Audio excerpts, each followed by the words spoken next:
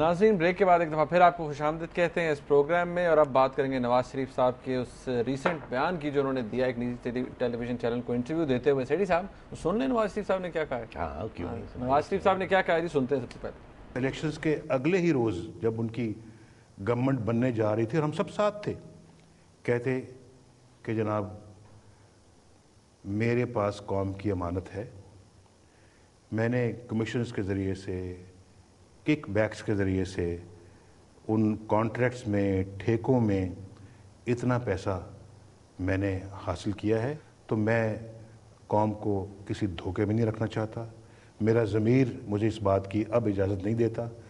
یہ ہے وہ امانت قوم کی جو سوئس بینکس کے اندر ہے یا جہاں پہ بھی ہے، جو سرکاری خزانے کی امانت تھی، قوم کی امانت تھی، لیکن غلط طریقوں سے ان کے ہاتھ میں چلی گئی۔ اس وقت نے کیا، چلیں اب کر دیں، اب کر دیں، کیونکہ سب کو پتہ ہے کہ یہ معاملات ٹھیک نہیں ہیں، سب کو پتہ ہے کہ سوئس بینکس میں پیسے تھے، سب کو پتہ ہے کہ وہ ڈبوں میں وہ سارے جو ریکارڈ تھا اس کو گاڑی میں لوڈ کیا جا رہا تھا۔ میرا خیال ہے کہ یہ کیسز کوئی جھوٹ پہ مبنی نہیں تھے، کیونکہ سوئس کورٹ نے بھی، یعنی سوئٹزرلینڈ کی عدالت نے بھی یہ کہا ہے کہ فلاں فلاں کیس میں یہ کمیشن وصول کی گئی ہے۔ میرا نہیں خیال کہ آرٹیکل 190 کے تحت فوج کو کہنے کی ضرورت ہے۔ میں نہیں سمجھتا کہ ہم کسی انڈیویجول کے مقابلے میں اپنے عدلیہ کا سر جو ہے وہ جھکتا ہوا دیکھیں، یہ ہم قبول نہیں کریں گے۔ اس لیے تبدیلی کی باتیں بس ہو رہی ہیں۔ اب لوگ کہتے ہیں کہ تبدیلی ہونی چاہیے، اب جیسے بھی ہوتی ہونی چاہیے، چاہے اس کو ووٹ آف کانفیڈنس کے ذریعے سے، نو کانفیڈنس کے ذریعے سے کریں آپ، یا سڑکوں پہ مارچ کر کے کریں۔ اور کئی تو افسوسناک بات یہ ہے کہ کئی چینلز پہ تو ڈکٹیٹرشپ کی یا مارشل لاء کی بات بھی ہوتی ہے۔ اچھی گورنمنٹ ہوتی، آج لوگ میرے خیال ہے کہ اشش کر رہے ہوتے کہ جناب بہت اچھے کام ہو رہے ہیں۔ تو یہ جمہوریت کو نہ بلیم کریں آپ، ان کو بلیم کریں جو جمہوریت کو بھی بدنام کر رہے ہیں اپنی ایک پور گورننس کی وجہ سے، اپنے کرپشن سکینڈلز کی وجہ سے یہ جمہوریت کو بھی داغدار کر رہے ہیں۔ اگر وہ تبدیلی نہیں کرتے تو پھر تبدیلی تو آئے گی، ان کی گورنمنٹ کے باہر سے کہیں سے تبدیلی آئے گی۔ پھر ناظرین جب یہ کلپ چل رہے تھے تو سیٹھی صاحب کنٹینیوسلی مسکرا رہے تھے اور ابھی مسکرا رہے ہیں۔ سیٹھی صاحب کیا وہ نواز شریف صاحب نے تو بڑی سیریس باتیں کی، انہوں نے کہا پیسہ واپس کر دیں، قوم کا ساروں کو پتہ ہے سوئس بینک میں پیسے تھے، اور وہ کہتے ہیں کک بیکس وغیرہ لی، کہتے ہیں کیسز بھی صحیح تھے۔ اچھا، first time on record he is owning up to it کہ کیسز ٹھیک تھے۔ کیسز ٹھیک تھے تو پھر نواز شریف صاحب کو بھی موقع ملا، مشرف صاحب کو بھی موقع ملا، ایک آدھ تو پروو کر دیتے۔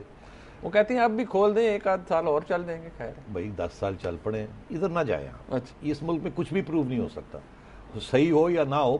لوگ قتل کر جاتے ہیں اور باہر آ جاتے ہیں، لوگ پیسے لوگ کی چوری کر کے باہر لے جاتے ہیں، کسی کو پتہ نہیں چلتا۔ چھوڑ دیں اس بات کو، صحیح کیا ہے صحیح کیا نہیں۔ دوسری بات یہ ہے کہ میاں صاحب نے بڑی اچھی باتیں کی، پیسہ واپس لے آئیں، سب کو پتہ کیا ہے۔ میری ایک بڑی سمپل سی تجویز ہے، اور اس میں میں سپریم کورٹ چیف جسٹس صاحب سے اتفاق کرتا ہوں، ایز یوزول ہر چیز میں اتفاق۔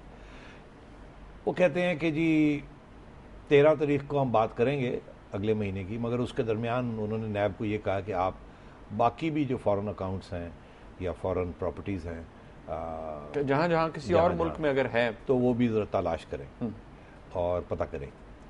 انہوں نے یہ نہیں کہا کہ یہ صرف زرداری صاحب کی پراپرٹیز یا بے نظیر بھٹو صاحبہ کی یا بھٹو فیملی کی پراپرٹیز تک محدود ہے یہ حکم، یا اس میں مسلم لیگ نون والوں کی بھی بات کی جا سکتی ہے، مسلم لیگ کیو والوں کی بات کی جا سکتی ہے، اور ہمارے جنرلز، ریٹائرڈ جنرلز اور سرونگ جنرلز کی بھی بات کی جا سکتی ہے کہ نہیں۔ بالکل ٹھیک۔ میں سمجھتا ہوں کہ اگر supreme court across the board یہ آرڈر دے دے کہ 10 ٹاپ فارمر جنرلز چیک کیا جائے کہ ان کے کسی کے باہر فارن اکاؤنٹس کتنے ہیں اور پراپرٹیز کتنی ہیں، سارے ایسٹس کی لسٹ، سب ٹاپ 4-10 بیوروکریٹس لے لیں، ان کی بھی آ جائے، ان کی بھی آ جائیں، جن کے بارے میں اسی قسم کی شک شبہات ہیں، جرنلسٹ بھی آ جائیں، जर्नलिस्ट भी आ जाएं, उनके बारे में आज तक इल्ज़ाम नहीं लगा, मगर हैं हमारे बड़े बड़े से, बड़े बड़े नाम, उनकी भी देख लेते हैं। और मुस्लिम लीग नून के सियासतदान भी आ जाएं, सब लीडर्स आ जाएं इस किस्म के, तो मैं समझता हूँ कमाल ही हो जाए। इसको विच हंट बनाने की ज़रूरत नहीं है कि आप हर $1 मिलियन अकाउंट को भी देख लें या $2 मिलियन अकाउंट को भी देख लें। आप लिमिट लगा दें कि यार $10 मिलियन से ज़्यादा जिसके पास है उसके अकाउंट की तफ्तीश की जाए, और उसकी प्रॉपर्टीज़ $10 मिलियन से जिसकी ज़्यादा हैं, जिसके ख़ानदान की, वो चेक कर ली जाए। उनसे पूछा जाए कि ये आपने कहाँ से ये पैसे लिए थे ये प्रॉपर्टीज़ बनाने के लिए और ये बैंक अकाउंट्स में पैसे डालने के लिए। बिल्कुल ठीक। और 2-3 इंटरनेशनल कंपनीज़ हैं, उनको हायर कर लिया जाए, उनके नाम खादम हाजिर है देने के लिए। और मैं समझता हूँ सुप्रीम कोर्ट को नैब की ज़रूरत ही नहीं पड़ेगी, सुप्रीम कोर्ट खुद ही इनको हायर कर ले, और उनसे कमीशन भी हम दिलवा सकते हैं कि जी अगर आपने $10 मिलियन रिकवर किए तो $1 मिलियन आपको दे देंगे, $9 मिलियन आप पाकिस्तान को हम सुप्रीम कोर्ट ले आएगा। तो मैं ये समझता हूँ कि बड़ी अच्छी तजवीज़ है, मगर अक्रॉस द बोर्ड होनी चाहिए, ये विच हंट नहीं होनी चाहिए। और इसी तरीके के साथ जो हमारे सारे अमीर लोग हैं, देख लिया जाए कि उनकी प्रॉपर्टीज़ कितनी है। एक ज़माने में यहाँ इस मुल्क में वेल्थ टैक्स होता था। वेल्थ टैक्स का मतलब ये था कि आपके कितने घर हैं, उसकी क्या कीमत है, उसका क्या ये है, क्या वो है।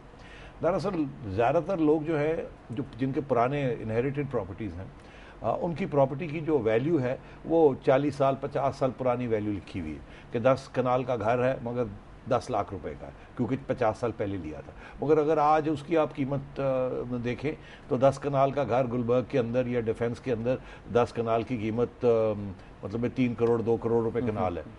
ठीक है, बिल्कुल ठीक। तो मतलब है कि उसकी करंट वैल्यू लगाई जाए और उसके ऊपर फिर टैक्स लगा लिया जाए।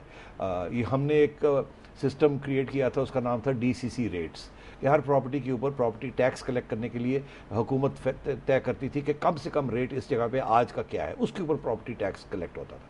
तो ये सारी चीज़ें की जा सकती हैं और बहुत पैसा इस मुल्क में है जो कि कलेक्ट किया जा सकता है। सवाल ये है कि आप एक चोर को कहेंगे कि दूसरे चोरों को पकड़े, बात तो ये है ना। तो इसलिए जब मैं ये कहता हूं कि जी आप ये इस सिस्टम को चलने दें, थोड़ी सी सफाई होने दें, हम मीडिया वाले, जजेस, हम सारा वक्त प्रेशर डालें।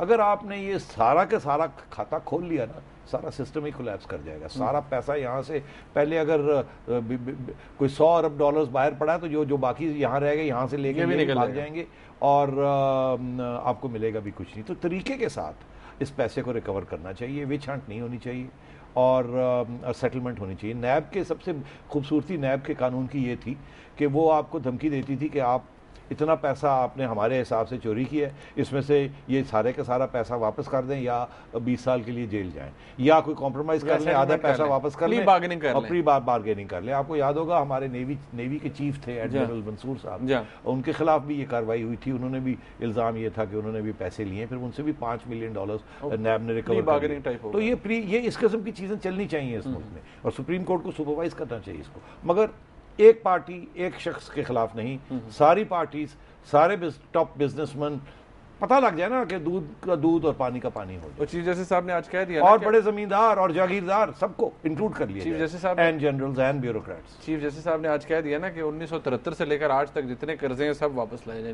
नहीं, ये एक अलग मामला है कि कर्जे जो है वो अच्छे रीजन के लिए भी माफ करवाए जाते हैं और बुरे रीजन के लिए भी सियासी, तो ये डिटरमिन होना चाहिए। ये बड़े कॉम्प्लिकेटेड मामला है, ये मैं इसको फिर किसी वक्त डिस्कस जरूर। सैयद साहब यहाँ पर एक ब्रेक लेंगे नाज़रीन हम, और जब ब्रेक से वापस आएंगे तो आपकी कॉल्स भी लेंगे, SMS भी पढ़ेंगे आपके। हमारे साथ रहिए।